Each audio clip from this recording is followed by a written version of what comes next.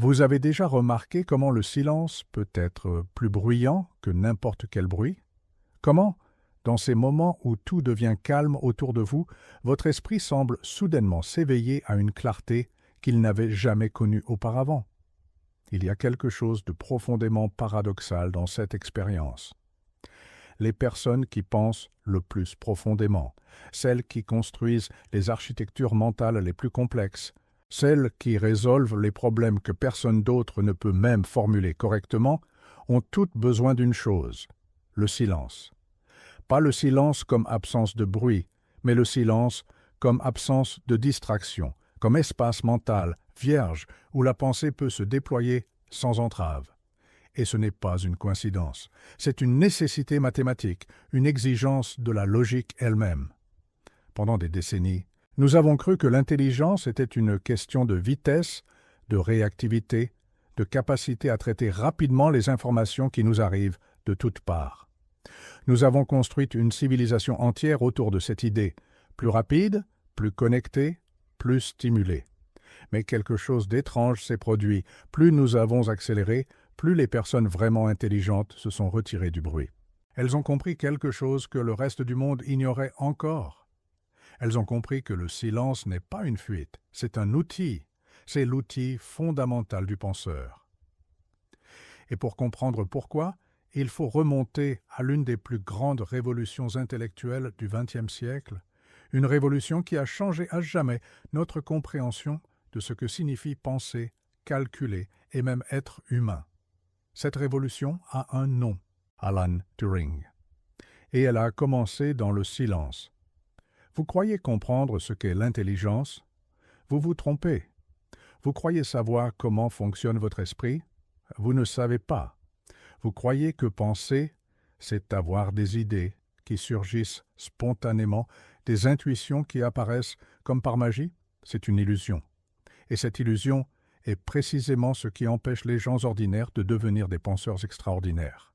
L'intelligence n'est pas une question de talent inné, bien que le talent existe.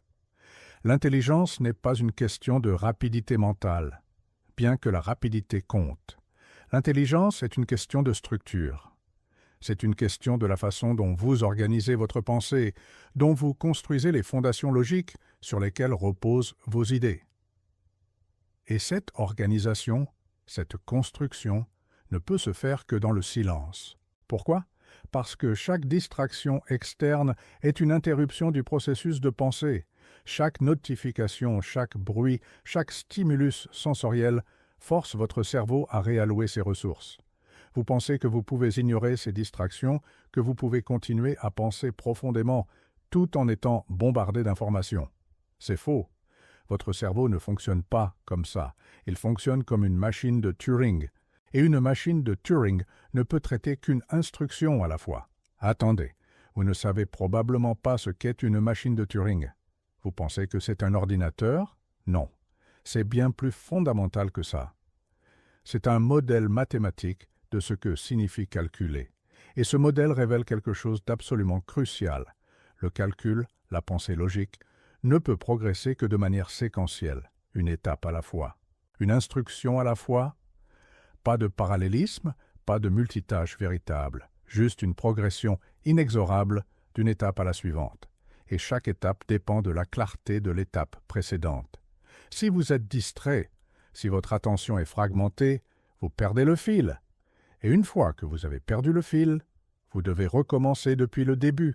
Voilà pourquoi les personnes intelligentes ont besoin de silence.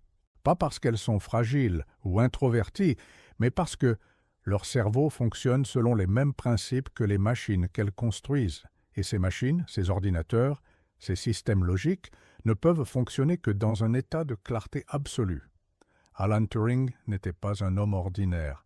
Il est né en 1912 en Angleterre, dans une époque où la mathématique était en crise.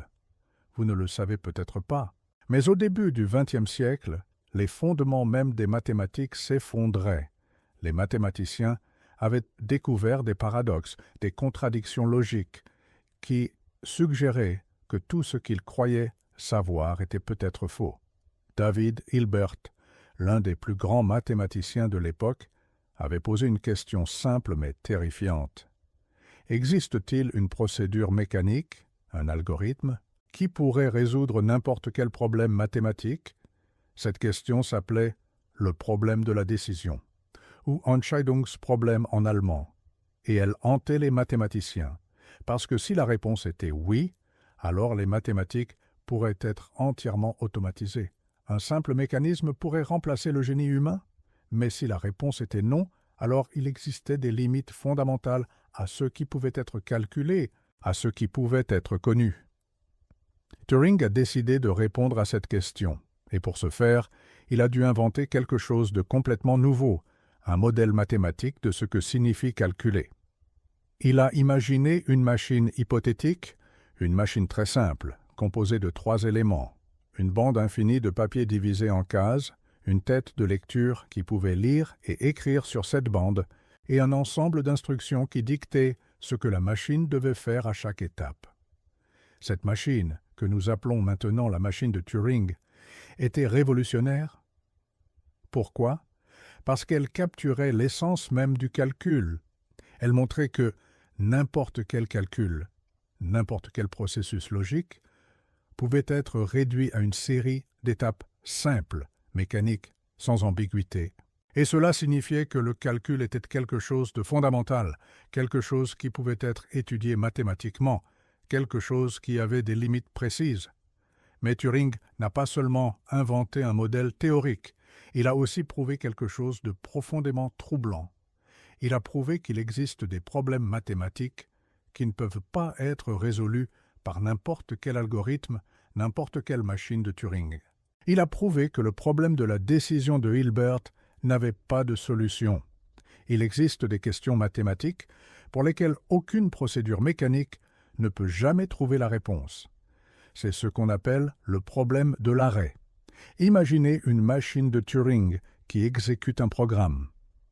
Comment savez-vous si ce programme va finir par s'arrêter ou s'il va continuer indéfiniment? Turing a prouvé qu'il n'existe pas d'algorithme qui puisse répondre à cette question pour tous les programmes possibles. C'est une limite fondamentale du calcul lui-même. Et cette limite a des implications profondes. Elle signifie que la pensée logique, le calcul, a des frontières. Il y a des choses que même la machine la plus puissante ne peut pas faire. Et cela signifie aussi que le cerveau humain, bien qu'il soit une machine biologique, a aussi ses limites. Mais voici le point crucial. Ces limites ne sont pas une faiblesse. Elles sont une caractéristique fondamentale de la logique elle-même. Et comprendre ces limites, c'est comprendre comment penser vraiment. Pendant la Seconde Guerre mondiale, Turing a mis ses théories en pratique. Il a travaillé à Bletchley Park, le centre de décryptage britannique, où il a contribué à casser le code Enigma, utilisé par l'Allemagne nazie. L'Enigma était une machine de chiffrement extraordinairement complexe. Elle utilisait un système de rotor qui changeait de position à chaque lettre tapée, créant un nombre astronomique de combinaisons possibles. Combien de combinaisons? Plus de 158 millions de millions de millions. C'est 158 suivi de 18 zéros. Aucun humain ne pouvait vérifier toutes ces combinaisons à la main. Mais Turing a eu une idée. Il a construit une machine appelée la bombe, basée sur une conception antérieure polonaise, qui pouvait tester automatiquement des milliers de combinaisons par minute. La bombe était une machine électromécanique, pas une machine de Turing théorique, mais elle incarnait le même principe. Réduire un problème complexe à une série d'étapes mécaniques qui pouvaient être exécutées rapidement. Et cela a fonctionné. Grâce à la bombe et au travail des décrypteurs de Bletchley Park, les Alliés ont pu lire les messages allemands chiffrés. Les historiens estiment que ce travail a raccourci la Seconde Guerre mondiale de plusieurs années et a sauvé des millions de vies.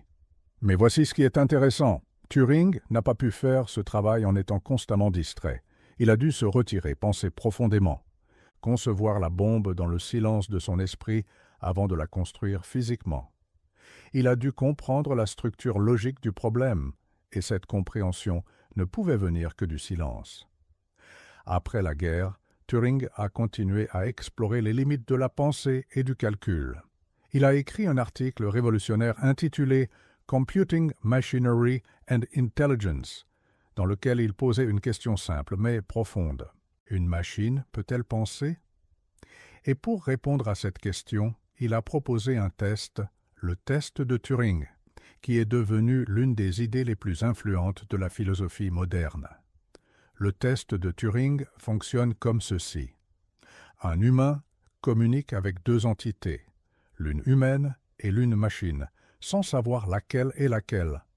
Si l'humain ne peut pas distinguer la machine de l'humain, alors, selon Turing, la machine peut être considérée comme pensante. Mais voici ce qui est fascinant. Turing ne prétendait pas que ce test prouvait que la machine pense vraiment. Il disait simplement que si une machine pouvait imiter le comportement d'un humain pensant, alors la question de savoir si elle pense vraiment était philosophiquement vide. Ce qui compte, c'est le comportement, pas l'essence mystérieuse de la conscience. Et cela nous ramène au silence. Parce que pour concevoir une machine qui pourrait passer le test de Turing, il faudrait comprendre profondément comment les humains pensent, comment ils structurent leurs pensées, comment ils arrivent à des conclusions logiques. Et cette compréhension ne peut venir que de l'observation profonde, de la réflexion silencieuse, de la pensée sans distraction. Maintenant, parlons de ce qui se passe réellement dans votre cerveau quand vous êtes dans le silence. Votre cerveau n'est pas une machine de Turing, c'est vrai. C'est un système biologique infiniment plus complexe, mais il fonctionne selon des principes similaires. Quand vous pensez, votre cerveau active des réseaux de neurones. Ces réseaux se renforcent ou s'affaiblissent en fonction de l'utilisation. Quand vous êtes distrait, votre cerveau doit constamment réallouer ses ressources pour traiter les nouvelles informations. Cela affaiblit les réseaux de pensée profonde que vous aviez activés. Mais quand vous êtes dans le silence, quand il n'y a pas de nouvelles informations à traiter, votre cerveau peut se concentrer entièrement sur le problème auquel vous réfléchissez. Les réseaux de neurones impliqués dans cette pensée se renforcent. De nouvelles connexions se forment. Et c'est dans ces moments de silence que les idées les plus profondes émergent. C'est dans ces moments que vous pouvez vraiment penser. Les personnes intelligentes le savent intuitivement. Elles savent que si elles veulent résoudre un problème difficile, elles doivent se retirer du bruit. Elles doivent créer un espace mental vierge où la pensée peut se déployer librement. Et elles ont raison. C'est une nécessité biologique, pas une préférence personnelle. Mais il y a plus. Le silence n'est pas seulement un espace pour la pensée, c'est aussi un espace pour la consolidation de la mémoire. Quand vous apprenez quelque chose de nouveau, cette information est d'abord stockée dans votre mémoire à court terme, une mémoire très fragile et limitée. Mais pour que cette information devienne une connaissance durable, elle doit être consolidée dans votre mémoire à long terme. Et cette consolidation se produit principalement quand vous n'êtes pas en train d'apprendre activement. Elle se produit quand vous dormez, quand vous êtes au repos, quand vous êtes dans le silence. C'est pourquoi les personnes intelligentes prennent du temps pour réfléchir après avoir appris quelque chose. Elles savent que la pensée profonde ne se termine pas quand elles arrêtent de lire ou d'écouter. Elles continuent dans le silence, dans les moments où leur esprit peut traiter et intégrer ce qu'elles ont appris. Et c'est pendant ces moments que les connexions les plus profondes se font, que les insights les plus brillants émergent. Considérez la vie de Turing lui-même. Il était connu pour ses longues promenades solitaires, ces moments de silence profond où il réfléchissait à des problèmes mathématiques. Ses collègues remarquaient qu'il pouvait rester assis pendant des heures, apparemment immobile, mais en réalité en train de résoudre des problèmes complexes dans son esprit. Il n'avait pas besoin de papier, pas besoin de calculatrice, pas besoin de distraction. Il avait besoin de silence. Et c'est dans ce silence qu'il a conçu certaines des idées les plus révolutionnaires du XXe siècle. C'est dans ce silence qu'il a compris les limites du calcul, qu'il a imaginé la machine de Turing, qu'il a posé les fondations de l'informatique moderne. Turing n'était pas une exception. Tous les grands penseurs, tous les grands scientifiques, tous les grands mathématiciens ont eu besoin de silence. Einstein avait besoin de silence pour concevoir la théorie de la relativité. Darwin avait besoin de silence pour développer la théorie de l'évolution. Gödel avait besoin de silence pour prouver ses théorèmes d'incomplétude. Le silence n'est pas une faiblesse, c'est une nécessité. Et voici le paradoxe de notre époque. Nous vivons dans un monde de plus en plus bruyant, de plus en plus connecté, de plus en plus stimulé. Nous avons des smartphones qui nous bombardent de notifications à chaque instant. Nous avons des réseaux sociaux qui nous demandent constamment notre attention. Nous avons une culture qui valorise la réactivité, la rapidité, la capacité à traiter plusieurs choses à la fois. Et en même temps, nous nous demandons pourquoi nous ne pouvons pas penser profondément, pourquoi nous ne pouvons pas résoudre les problèmes vraiment difficiles, pourquoi nous nous sentons mentalement épuisés. La réponse est simple. Nous avons éliminé le silence.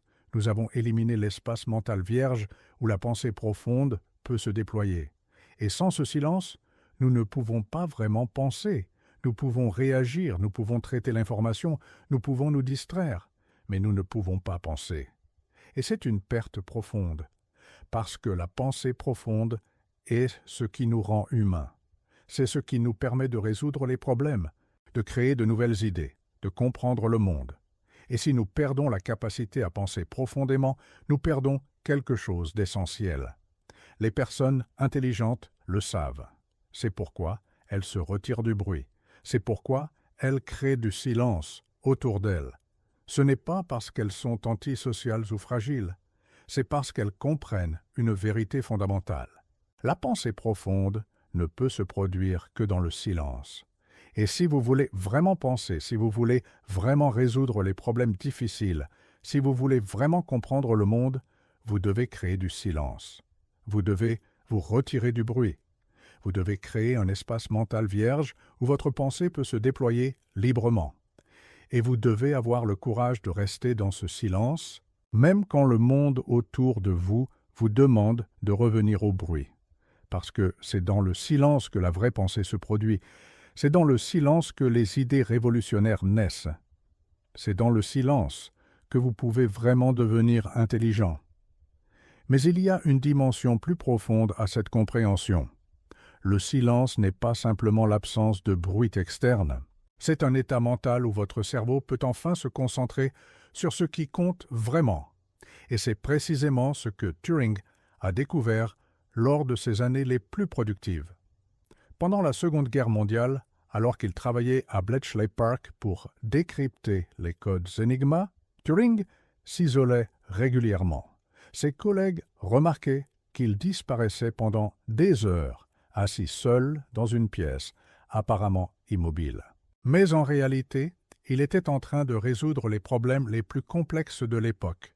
Il n'avait pas besoin de calculatrice, pas besoin de papier, pas besoin de distraction. Il avait besoin de silence. Et c'est dans ce silence qu'il a conçu la bombe, la machine électromécanique qui allait casser le code Enigma et changer le cours de la Seconde Guerre mondiale. Les historiens estiment que cette réussite a raccourci la guerre de plusieurs années et a sauvé des millions de vies. Tout cela est venu du silence. Tout cela est venu de la capacité d'un homme à se retirer du bruit et à penser profondément. Mais pourquoi le silence est-il si crucial pour la pensée profonde? La réponse réside dans la structure même de votre cerveau. Votre cerveau fonctionne selon des principes similaires à une machine de Turing. Il traite l'information de manière séquentielle, une étape à la fois. Chaque distraction externe force votre cerveau à réallouer ses ressources.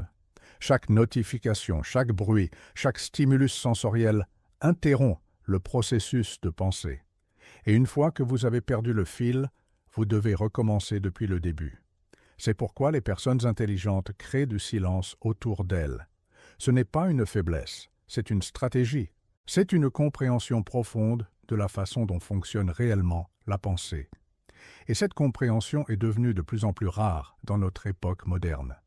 Nous vivons dans un monde de plus en plus bruyant, de plus en plus connecté, de plus en plus stimulé. Nous avons des smartphones qui nous bombardent de notifications à chaque instant. Nous avons des réseaux sociaux qui nous demandent constamment notre attention.